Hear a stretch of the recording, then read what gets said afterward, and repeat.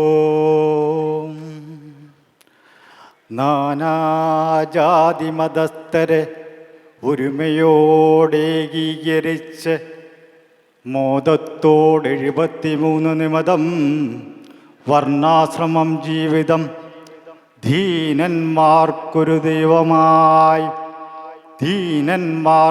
ദൈവമായി ശിവഗിരിക്കുന്നിൽ സമാധിസ്ഥനാം ദേവദേവഭവൻ വാഴ്ത്തുന്നു ഞാൻ, വാഴ്ത്തുന്നു ഞാൻ.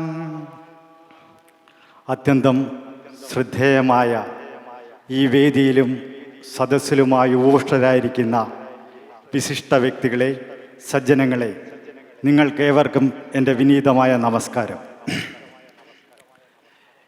ഈ വേദിയിൽ, ഈ സ്റ്റേജിൽ, വേദിയിലെങ്കിലും താഴെ ഉപവിഷ്ടരായിരിക്കുന്ന എൻ്റെ ഗുരുനാഥനും ശിവഗിരി മഠത്തിൻ്റെ പ്രസിഡൻറ്റുമായ ശ്രീമദ് സച്ചിദാനന്ദ സ്വാമിയുടെ പാതാരബിംബങ്ങളിൽ പ്രണാമം അർപ്പിച്ചുകൊണ്ട് ഈ ഇന്ത്യ വിട്ട് ഇവിടെ എത്തി ശ്രീനാരായണ ഗുരുദേവൻ്റെ ദർശനം ഒരു ജീവിത വ്രതമായി മാറ്റിക്കൊണ്ട് ഇവിടെ പ്രവർത്തിക്കുന്ന ഓരോ പ്രവർത്തകർക്കും ആദ്യം തന്നെ എൻ്റെ അനുമോദനങ്ങൾ അർപ്പിക്കുന്നു.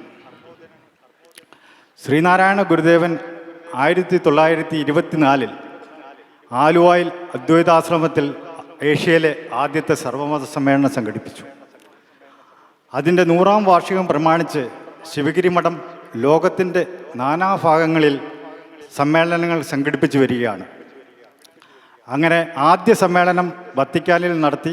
ശിവഗിരി മഠത്തിൻ്റെ അനുമതിയോടുകൂടി ആദ്യമായി ഞാനും ബാബുരാജ് സാറും ചാണ്ടിയമ്മനും വത്തിക്കാനിലെത്തി പോപ്പിനെ കാണുകയും പോപ്പിൻ്റെ നിർദ്ദേശമനുസരിച്ച് നവംബർ 24 നവംബറിൽ ഡേറ്റ് തരികയും ആ സമ്മേളനം വലിയൊരു വിജയമായി.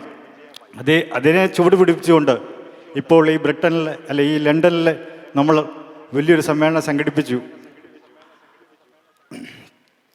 ഇവിടെ ശ്രീനാരായണ ഗുരു ഹാർമണി 2025 ഈ സമ്മേളനത്തിനോടനുബന്ധിച്ച് സേവനം UK-യുടെ 10ാമത്തെ വാർഷികവും ഗുരുദേവനും ഗാന്ധിജിയും ശിവഗിരിയിൽ നടത്തിയ കൂടിക്കാഴ്ചയുടെ ശതാബ്ദി സമ്മേളനമാണ് ഇവിടെ നടക്കുന്നത്.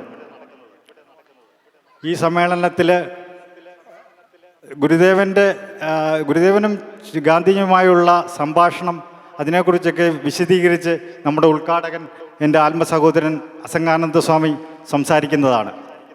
ഇവിടെ അടുത്ത ഒരു സമ്മേളനം നടക്കാനുണ്ട്. അത് കഴിഞ്ഞ് വലിയൊരു 4 മണിക്കൂർ നീണ്ടു നിൽക്കുന്ന ഒരു പ്രോഗ്രാമാണ് ഇവിടെ നടക്കേണ്ടത്. അത് കാരണം കൂടുതലായി ഒന്നും തന്നെ ഞാൻ സംസാരിക്കുന്നില്ല. ഉദ്ഘാടകൻ വിശദമായി സംസാരിക്കുന്നത് കൊണ്ട് ഇവിടെ എത്തിച്ചേർന്ന മുഴുവൻ ഗുരുഭക്തർക്കും ഗുരുദേവൻ്റെ